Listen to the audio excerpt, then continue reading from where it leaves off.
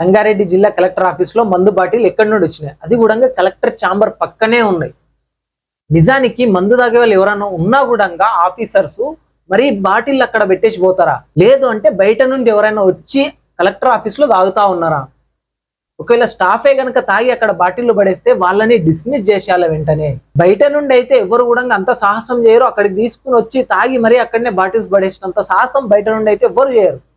కాబట్టి సంగారెడ్డి జిల్లా కలెక్టర్ గారు ఈ ఛాంబర్ పక్కనే మంది బాటిల్స్ ఎవరు పడేసిరు వాళ్ళపైన వెంటనే మీరు చర్యలు తీసుకోవాలా. గతంలో కూడా ఇలాంటి ఇన్సిడెంట్ రిపీటెడ్ గా జరుగుతూ ఉన్నాయి సంగారెడ్డి జిల్లా కలెక్టర్ ఆఫీస్ లో.